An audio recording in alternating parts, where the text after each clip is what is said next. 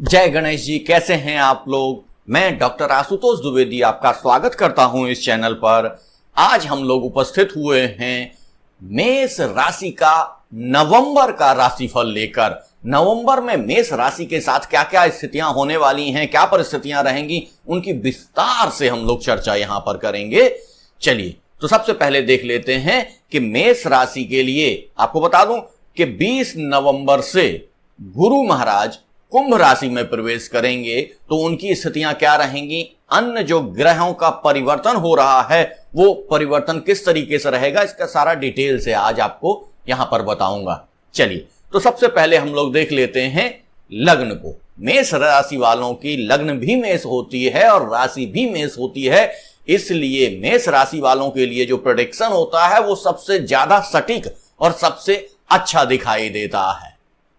चलिए देख लेते हैं कि चूंकि लग्न के ठीक सामने 3 ग्रह बैठे हुए हैं, सूर्य, मंगल और बुध, 3 ग्रह बैठे हुए हैं, तो सूर्य मंगल बुध के इस कॉम्बिनेशन का क्या असर आपकी लग्न पर आने वाला है इसको हम लोग देख लेते हैं। चूंकि मंगल ही आपके अधिपति हैं राशि के और लग्न के, और वो सामने बैठकर सीधे अपनी पूर्ण दृष्टि से देख रहे हैं, सूर्य भी देख रहे हैं, बुध भी देख रहे हैं, तो इन स्थितियों का क्या असर आपके ऊपर आएगा वो उसको देख लेते हैं। सबसे पहली चीज कि मंगल के कारण आपको, काम की व्यस्तता के कारण आपको क्रोध अधिक आएगा। इस समय क्रोध पर आपको नियंत्रण रखने की आवश्यकता है और इसके साथ साथ आपको थोड़ा सा कार्य में सफलताएं मिलेंगी। वो जो सफलताएं मिल रही हैं अचानक, उन सफलताओं के कारण आपको अहंकार भी आ सकता है। अंदर से ये फीलिंग आ सकती है कि हम तो सारा चीजें कर सकते हैं, सब कुछ कर सकते हैं। क्योंकि मंगल की राशि है तो एनर्जी तो काफी रहेगी ही आपके अंदर, तो और लोगों से आप बेहतर काम कर सकते हैं। लेकिन अगर इस क्रोध से, इस अहंकार से आप बच सकते हैं तो आप बहुत अच्छा कार्य कर सकते हैं। ऐसी स्थितियां यहां पर दिखाई दे रही हैं। चलिए अब देख लेते हैं आपके दूसरे भाव को या धन भाव को। धन भाव क्या कह रहा है, तो धन भाव में राशि पड़ती है वृषभ, और वृषभ राशि के अधिपति होते हैं शुक्र महाराज। और इस घर में बैठे हुए कौन हैं, राहु बैठे हुए हैं। तो राहु यहां पर उच्च के माने जाते हैं। राहु जहां बैठते हैं उसके ठीक सामने केतु बैठते हैं, तो केतु की डायरेक्ट दृष्टि भी वहां पर पहुंच रही है और इस पर मंगल की अष्टम दृष्टि भी पहुंच रही है, गुरु की दृष्टि भी पहुंच रही है वहां पर। तो इन स्थितियों में क्या क्या स्थितियां हैं, ये सारी चीजें आपको बहुत अच्छी स्थिति में ले जाती हैं। यदि इस समय ये क्या होता है, धन भाव होता है, तो पैतृक जो स्थितियां हैं वहां पर भी आपकी अच्छी स्थिति आएगी और यहीं से निवेश भी देखा जाता है। यदि आप इस मंथ में निवेश करते हैं तो वो भी बहुत बेहतर स्थिति में होगा। और वो भी निवेश कहां कहां, क्योंकि आईटी सेक्टर, सॉफ्टवेयर, आईटी क्षेत्र में यदि आप निवेश करते हैं, शेयर मार्केट में पैसा लगाते हैं तो आईटी क्षेत्र में, सॉफ्टवेयर में, गोल्ड में, हल्दी में, यदि आप कमोडिटी में लगाना चाहते हैं तो हल्दी में, केसर में, और यदि आप मकान लेना चाहते हैं, प्लॉट लेना चाहते हैं, जमीन लेना चाहते हैं, तो इन सारी जगहों पर भी आप पैसा लगा सकते हैं जो बहुत अच्छा आपको रिटर्न कमाकर देने वाला है। इसके साथ साथ जिन लोगों के पारिवारिक समस्याएं चल रही थी, पारिवारिक स्थितियां चल रही थी, उन लोगों को अपनी पारिवारिक स्थितियां सुधरते हुए नजर आएंगी। लेकिन निश्चित तौर से अपनी वाणी पर नियंत्रण करना होगा। मंगल की सीधी दृष्टि आपके लग्न पर भी है और आपके धन भाव पर भी है। तो जब आप कुटुंब, परिवार और इनके बीच में बैठेंगे तब कहीं आप क्रोध में, आवेग में, आवेश में आकर कुछ ऐसी बात ना बोल दें जिससे बहुत सारी दिक्कत आपको खड़ी हो जाए। तो वाणी पर नियंत्रण रखने का पूरा प्रयास कीजिएगा, क्योंकि कुटुंब भाव में चूंकि राहु महाराज बैठे हुए हैं तो राहु के बैठने से वहां पर कुछ समस्याएं तो स्वतः ही क्रिएट हो जाएंगी। और उसके साथ साथ मंगल की दृष्टि भी वहां पर पड़ी हुई है, तो मंगल की दृष्टि से, और मंगल की दृष्टि आपके लग्न पर भी पड़ी हुई है, तो इस कारण कहीं ना कहीं आप क्रोधित होंगे, अहंकार में आएंगे और ऐसी स्थितियां आप स्वयं से उत्पन्न कर लेंगे जो कि आपको एक समस्या के तरफ ले जाएगा। लेकिन यदि आप अपने क्रोध पर नियंत्रण कर पाए तो निश्चित तौर से यह मंथ आपके लिए बहुत अच्छा है और बहुत सारा धन और अचानक धन लाभ देने वाला है।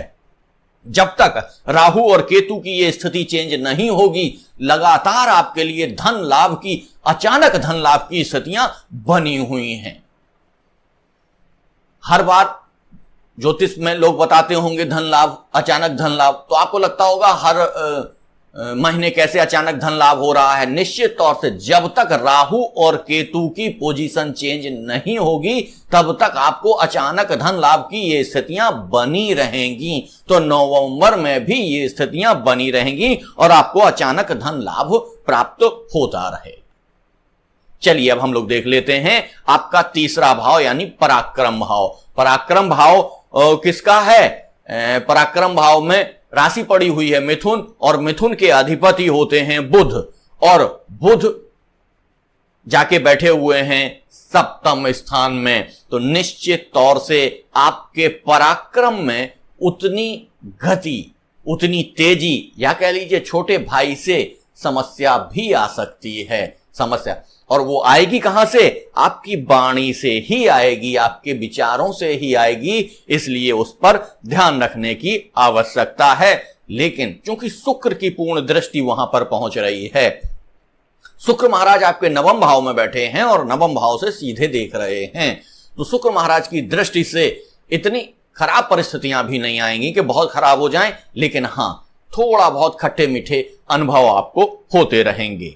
चलिए अब हम लोग देखते हैं आपके सुख भाव को या आपके फोर्थ हाउस को। फोर्थ हाउस को ही मां का घर भी कहते हैं। तो मां के घर में आपकी क्या स्थितियां होने वाली हैं, क्या परिस्थितियां होने वाली हैं, इसको आप लोग देख लीजिए। मां के स्थान को सीधा शनि महाराज देख रहे हैं। शनि महाराज की नेगेटिव दृष्टि वहां पर पहुंच रही है और गुरु महाराज की पॉजिटिव दृष्टि भी वहां पर पहुंच रही है। तो यहां जो सुख भाव है, यानी कि फेस्टिवल सीजन होगा, बहुत सारे काम करने होंगे, तो आपको सुख उतना प्राप्त नहीं होगा। माताजी से वाद विवाद की संभावनाएं बढ़ जाएंगी और व्यर्थ में विवाद आपके सामने आ सकते हैं। हताशा और निराशा आपको इस समय दिख सकती है और ऐसी स्थितियों में आप अपनी बुद्धि से, क्योंकि बुध आपके ठीक लग्न से साथ में बैठे हैं, पूर्ण दृष्टि से देख रहे हैं लग्न को, तो निश्चित तौर से आप अपनी बुद्धि से उन सारी चीजों को, उन समस्याओं को समाप्त कर लेंगे। लेकिन गुस्से में आकर किसी भी कार्य को खराब करने की आवश्यकता नहीं है। चलिए तो यहां पर निश्चित तौर से यह समझ लीजिए कि आपके सुख भाव में थोड़ी सी दिक्कत नजर आ रही है। इसके बाद हम लोग चलते हैं आपके पांचवें भाव में। पांचवा भाव में राशि पड़ी हुई है सिंह। सिंह के अधिपति होते हैं सूर्य, और सूर्य इस समय क्या है? नीच के हैं, यानी नीच राशि में बैठे हुए हैं। नीच भंग भी हो रहा है, लेकिन नीच राशि में बैठने के कारण उनकी स्थितियां बहुत अच्छी नहीं दिखाई दे रही हैं। इसलिए आपको यहां रिस्क लेने से बचना चाहिए और आपको क्या करना है? आपको 16 नवंबर के पश्चात तथा 20 नवंबर के पश्चात जब गुरु भी चेंज हो जाएंगे और सूर्य भी चेंज हो जाएंगे, तब की स्थितियां आपकी बहुत अच्छी आएंगी और 20 नवंबर के पश्चात गुरु की दृष्टि आ जाएगी आपके पंचम भाव पर। तो अब हम लोग देख लेते हैं आपके पंचम भाव को। पंचम भाव क्या कह रहा है? पंचम भाव किसका होता है? संतान का, शिक्षा का, लव अफेयर्स का, रिलेशंस का। तो यहां पर चूंकि इन सारी चीजों में थोड़ी सी समस्याएं दिखाई दे रही हैं, तो आप देख लीजिए कि इन समस्याओं से आपको कैसे बचना है। संतान से वाद विवाद होने की पूरी संभावनाएं दिखाई दे रही हैं। संतान आपसे बार बार कुछ पैसे मांगने की कोशिश करेगा या संतान के प्रति आपको खर्चा करना पड़ेगा और इस खर्चे में आपसे और संतान से वाद विवाद की संभावनाएं स्पष्ट तौर से दिखाई दे रही हैं। तो इसमें आपको ध्यान देना होगा। और हां, प्रेम प्रसंग और रिलेशंस में इस समय चूंकि आप उनको ज्यादा समय नहीं दे पाएंगे, ज्यादा स्थितियां ऐसी नहीं बन पाएंगी, आप पारिवारिक उत्सव में लगे रहेंगे, तो निश्चित तौर से यहां पर समस्याएं दिख रही हैं। और यदि आपने उन समस्याओं को ठीक से हैंडल नहीं किया तो आपके ये प्रेम संबंध के टूटने की भी स्थिति दिखाई दे रही है। तो आप थोड़ा सा ध्यान रखिएगा, क्योंकि पंचम भाव निश्चित तौर से थोड़ा सा प्रभावित दिख रहा है। फोर्थ हाउस और फिफ्थ हाउस थोड़ा सा प्रभावित दिख रहा है, जो कि आपके लिए समस्या क्रिएट कर सकता है। चलिए अब हम लोग सीधे चलते हैं आपके छठवें भाव पर, षष्ठम भाव पर। षष्ठम भाव कौन सा होता है? रोग रिपु ऋण का भाव होता है। और रोग रिपु ऋण के भाव में राशि क्या पड़ी हुई है? कन्या राशि पड़ी हुई है। और कन्या राशि के अधिपति कौन होते हैं? बुध होते हैं। तो बुध के वहां पर होने से और इस पर राहु तथा गुरु की दृष्टि होने से रोग तथा शत्रुओं से आपको पूरी तरीके से बचाए रखेगी। रोग और शत्रु आपका कुछ नहीं बिगाड़ पाएंगे। हां, अगर आप ऋण लेते हैं, इस समय गाड़ी के लिए ऋण लेते हैं, मकान के लिए लेते हैं, तो वो आपके लिए लाभदायक हो सकता है। लेकिन कुछ इन्फेक्शन जनित रोग आपको हो सकते हैं।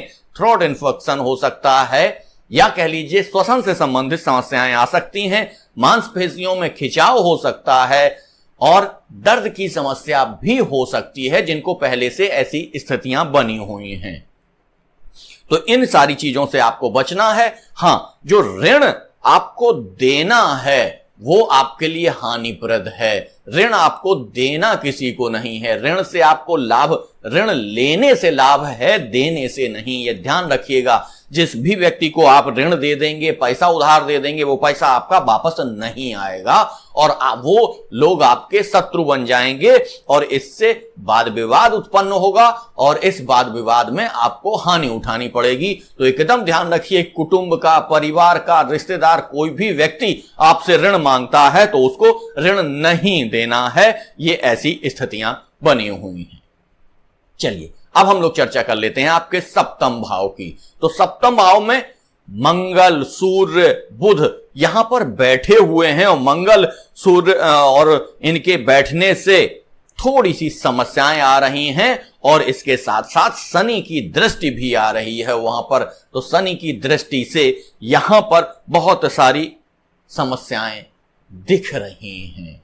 वैसे तो नॉर्मल हैं वो समस्याएं, लेकिन 16 नवंबर के पश्चात जब सूर्य अपना राशि परिवर्तन करेंगे तब वो सारी स्थितियां ठीक हो जाएंगी। तो 16 नवंबर से पहले की स्थितियां बहुत अच्छी नहीं दिखाई दे रही हैं। आपका अपनी पत्नी के साथ वाद विवाद हो सकता है, पत्नी के साथ मतभेद हो सकते हैं, आपके अपने पार्टनर के साथ मतभेद हो सकते हैं। क्योंकि दसम भाव का भी ये दसम भाव है, तो ये पार्टनरशिप का भी भाव माना जाता है। तो आपको यहां ध्यान रखना है, क्योंकि मंगल और सूर्य के यहां बैठने से आपका पार्टनर, आपकी पत्नी, आपका पति निश्चित तौर से थोड़ा सा अहंकार में आएगा और उस अहंकार में आने से, गुस्से में आने से कुछ ना कुछ मतभेद स्पष्ट तौर से यहां पर दिखाई दे रहे हैं। और चूंकि आप इतने व्यस्त रहेंगे तो आप उनको ज्यादा टाइम नहीं दे पाएंगे, समझा नहीं पाएंगे, लेकिन फिर भी आप कुछ ना कुछ प्रयास करेंगे। क्योंकि बुध भी वहां, जो बुद्धि के ग्रह माने जाते हैं, वो भी वहां बैठे हुए हैं। तो निश्चित तौर से आप इसका समाधान खोजने में सफल होंगे। लेकिन यहां पर वाद विवाद नहीं करना है, ना पत्नी से, ना पार्टनर से, ना पति से। वाद विवाद में आपको नुकसान ही होगा, इसमें आपको फायदा नहीं होने वाला है। चलिए अब हम लोग देख लेते हैं आपके अष्टम भाव को या आपके आयु भाव को।